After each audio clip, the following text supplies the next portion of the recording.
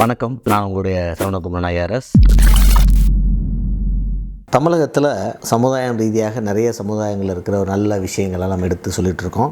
கெட்ட விஷயங்கள் நம்ம பேசுறது இல்லை. ஏன்னா அந்தந்த சமுதாயத்தோடைய அவர்கள் முடிவு கொள்ள வேண்டியது, அது எது சரி எது கெட்டதுலாம். நம்ம அதில் இருக்க பாசிட்டிவ் பாயிண்ட் எடுத்து அடுத்த சமுதாயங்கள் பயன்படுறதுக்கும் தனிப்பட்ட மனிதர்கள் பயன்படுறதுக்கும் சொல்கிறோம். இந்த வரிசையில் தமிழ்நாட்டில் வித்தியாசமாக சைவம் அசைவம்னு நம்ம உணவு முறையில் பெரும்பாலும் அசைவ உணவை ஆராதிக்கிற மதுரை, திருநெல்வேலி, இப்போ இந்தமாரி ஏரியாக்கள், இப்போ சென்னை அந்தமாரி ஆயிடுச்சு.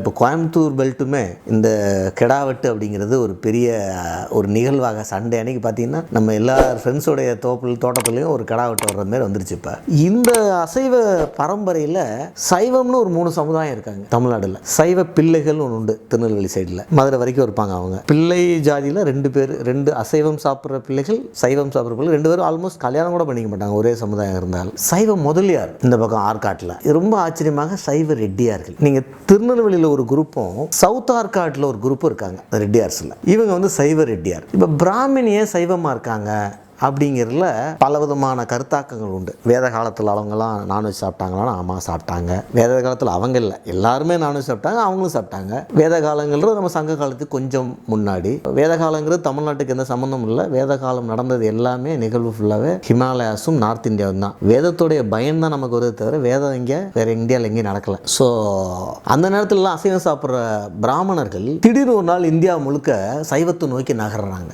ஒவ்வொரு நகரத்திலும் வித்தியாசமாக இருக்குது. கல்கத்தாவில் இருக்கிற பிராமின் ஃபிஷ்ஷு மட்டும் சாப்பிடுவாங்க. அதுக்கு பேரே சமுத்திர புஷ்பம்னு பேர். கடலில் இருக்கிற பூ, அதை சாப்பிட்றோன்னு சொல்லுவாங்க. இதே மற்ற பார்ட் ஆஃப் சவுத் இந்தியாவில் இருக்கிற பிராமின் ரொம்பவே ஆர்த்தோடாக்ஸ்னு சொல்லணும். அதாவது சைவம்னா உச்சக்கட்ட சைவம் அப்படி இருப்பாங்க. ஸோ இது இந்தியா முழுக்க இருக்கிற ஃபினாமினா. இது ஏன் என்னங்கிறத இன்னொரு முறை பேசும்போது பேசுவோம். இதில் இந்த சமுதாயங்கள் ஒரே ஜாதியில் ஒரு பிரிவு சைவமும் ஒரு பிரிவு அசைவமும் எப்படி மாறுது? இப்போ முக்குளத்தோரில் சைவ முக்குளத்தோர்னு ஒருத்தர் இருப்பாங்களான்னா எனக்கு தெரில. வன்னியரில் சைவ வன்னியர் எனக்கு தெரிஞ்சில்லை. கவுண்டரில் சைவ கவுண்டர் இல்லை. ஒரு ஜாதியாக இல்லை, ஆனால் இங்கே ஒரு அமைப்பாகவே உருவாகுது. இதுக்கு என்ன காரணம்? நம்ம ஆளுங்கள்லாம் தேடி கீடி பார்க்குறாங்க. இந்தியா முழுக்க சோஷியாலஜிஸ்ட் அதில் அவன் கண்டுபிடிக்கிற விஷயம் என்னென்னா, இந்த சான்ஸ்கிரிட்டைசேஷன் ஒரு ஃபினாமினா இருக்குது. இந்த சான்ஸ்கிரிட்டைசேஷன் அப்படின்னா இது எம்என் ஸ்ரீனிவாஸ் சொன்ன வார்த்தை. அதாவது ஒரு ஏரியாவில் ஒரு சமுதாயம் திடீர்னு ஒன்று நினைக்கும். அதாவது ஒரு 300 வருஷத்துக்கு முன்னாடி, 400 வருஷத்துக்கு முன்னாடி, இதெல்லாம் நடந்து ஒரு 700 800 வருஷம் 500 வருஷம் இருந்திருக்கும். இந்த பிராமணர்களுக்கு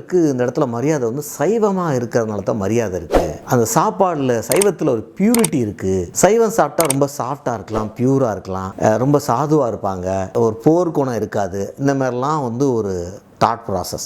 இது சரியாக தப்பாங்கிறது ஒரு டிபேட்டபிள் மேட்ரு. அது இன்னொரு டைம் பார்ப்போம். ஸோ இது பண்ணுறதுனால பிராமணர்கள் இப்படி இருக்காங்க, அதனால் அவங்களுக்கு சமுதாயத்தில் மரியாதை இருக்குது. அதே இது நம்மளும் செஞ்சால் நமக்கும் மரியாதை வந்துடும்ல அந்த இடத்துல அப்படின்னு அவங்க யோசிக்கிறதுனால அந்தந்த சமுதாயங்கள் திடீர்னு அங்கே லோக்கலில் ஒரு 50 வில்லேஜு, 60 வில்லேஜு, ஒரு ஏரியா, ஒரு பங்காளி குரூப்பு, ஒரு கோயில் கும்பிடுறவங்க டக்குன்னு உருமாறுறாங்க. இதுக்கு பேர் சான்ஸ்கிரிட்டேஷன்.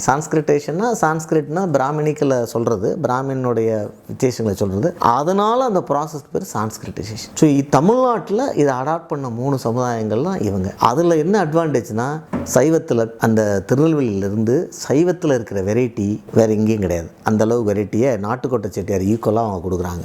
நமக்கு ஒரு பெனிஃபிட்டை கொடுக்குது. ஏன்னா சைவத்தை மட்டும் சாப்பிடும்போது அவங்க வெரைட்டி காட்டாகணும். நீங்கள் பார்ப்பீங்கள்ல வெஜிடேரியன் ஆம்லெட்டு, இந்த விஷயங்கள்லாம் சைவத்துடைய இந்தமாரி சைவங்களில் ஜாதி வந்ததுனால, அதாவது ஒரு ஜாதி நான்வெஜ் சாப்பிடும்போது அதே குரூப்பில் சைவ ஆம்லெட்டை சாப்பிட்றாங்க. ஸோ அது ஒரு வெரைட்டி. ஸோ இதுதான் நம்ம சைவ முதலியார்கள், சைவ பிள்ளைகள், சைவ ரெட்டியார்கள் வந்த கதை. நன்றி, வணக்கம்.